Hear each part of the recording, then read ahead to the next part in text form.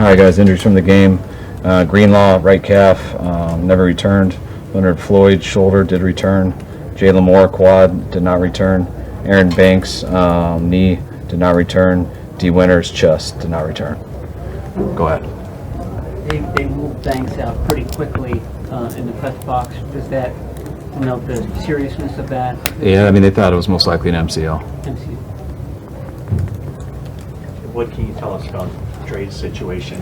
Is that a reason for concern, the calf? I mean, it can be. It was the fourth play, or one of the first four plays. I know it was the first drive. He felt tightness in the calf, so once that happened, we shut him down. So we'll see if he pulled it or anything, but we didn't test any more after that. Kyle, he had tendinitis in that leg last year at the end, Achilles tendinitis. Is there a connection between the two things?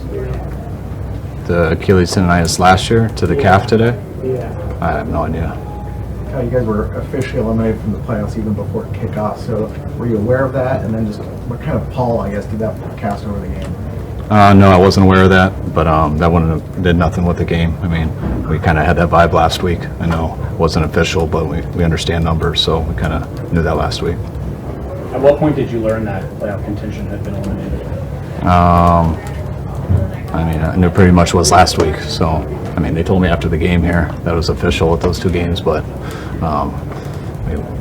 we understand what 1% chance is or whatever it was, so pretty much last week. Kind of what's just the penalties, everything. And just how do you feel about? I mean, what did you tell you guys after the game? That no matter what's going on, when you have those penalties like that, you don't deserve to win. You know, the offense, the biggest thing was the lack of concentration. And we should have first and goal at the 2, no problem. And 3 plays before that, we have 2 guys line up on the ball. And then we overcame it with Devo's play there on 3rd and 8. But we didn't because we had 2 guys off the ball. That was a big one. And then to miss the field goal after that. The defense, 3 drives where you have a personal foul on all 3 of those drives. I think 2 of them ended up in points. But that was stuff that we can control, and I didn't get to see them all, but you can't have 3 personal fouls on 3 drives in the second half and expect to win. As a coach, just how does that make you feel, like these mistakes that keep happening this late into the season? I mean, just, you know, I'm not going to say that they keep happening when it comes to penalties. Some weeks are worse than others. Today was as bad as it gets. You know, I know we're in the front half of the league when it comes to penalties, but today was, you know, the situations when we got those penalties, how we got them, that was real disappointing. Did you see the second Pearsall legal formation penalty before it happened? Did you know that was going to be a penalty? No, I didn't. We went on the quick count, so you need 1 guy on and 1 guy off. What do you see on Purdy's interception? It looked like he was going to try to layer the ball over whoever the nickel was, and as he was throwing it, he got hit, so he wasn't able to. With Dre bringing him out, was that precautionary? Could he have gone back in if you guys needed it? Oh, I mean, we didn't even discuss it. So once we heard about his calf, we shut him down.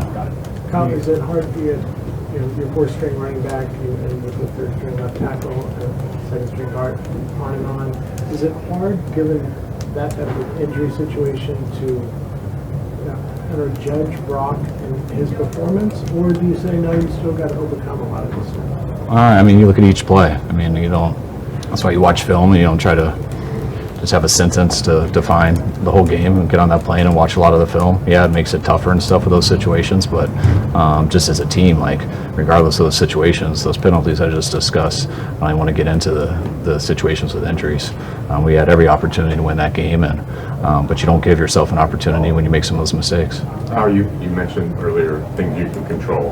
As many injuries as you've had this season, it seems like a few times after games, you talk about that, things you can control. Is that, how much source of frustration, I guess, is that some of this is stuff, isn't the opponent, it's stuff you can control? Yeah, that's my big frustration. I understand when your backs are against the wall and you have an uphill battle, but when you got 1st and goal at the 2 and you make it 3rd and goal at the 18 or whatever that is, and you miss a kick and it's completely something that you've done on your own, that's very frustrating. It makes it much harder. Kittle and Devo seem to be having some of the vintage kind of performances out there. What does that say about them amid the circumstances here? I mean, that's how I expect them to play every week. Those guys are good players, and circumstances to me don't change anything. When you get an opportunity to make a play, I expect guys to do it, and expect those guys to do it as much as anyone in this league. When you've got backups, in at left tackle and left guard, does that restrict the plays that you call, or are you calling plays differently because of that setup? Well, you got to think about all that stuff. Everything goes into it, but you also got to look at what the score is, the time on the clock, down and distance, what they're playing. But everything goes into what you decide on the play call. Kyle, With the what are your personal fouls confidence? penalties, especially the one on Lenore, obviously they can't happen, but how much of that do you think is frustration boiling over on their part just as to where the season has gone? None. What's your confidence level in Jake Moody right now? I mean, it wasn't good out there missing that kick. You know, I don't know exactly what happened on the snap and the hold, but that's one he's got to make. How much time did Burford get a tackle this week, or has he got it? He's been getting it all year. It's, Yeah, Tua completed a lot he's of been our passes. third all year. So just, Tua completed a lot of passes to running backs in this game. How do you think he did defending Tua? I mean, Tua completes up. I mean, he leads the league in completions. I mean, that's what he's great at. So he does a good job at that. Our goal was to play more of the pass, and we knew we'd give up some in the run game. Try to get him to third down. That's what was so frustrating about those 3 penalties. I thought we would have got him to third down, especially on one of them. Gave him some freebies, and you give them too many. I mean, Tua's going to make some good throws. I thought he made some big ones today, but that wasn't the reason we lost. It was accumulation of things. Kelly, here the opening drive, you had 3rd and 1, and Taylor got stopped short. It looked like maybe he did have it. Did you not get a good angle? Did you consider challenging that? I didn't get a good angle, but they said upstairs they didn't think we'd win, so it was a tough short yardage not to get. You're obviously preoccupied with today, but this is the first time you've been in this stadium since the Super Bowl. Does that enter your mind at all? I did a little bit when I got into my coach's locker room, but nothing with the game or anything. You guys good? All right, guys. All right, thanks.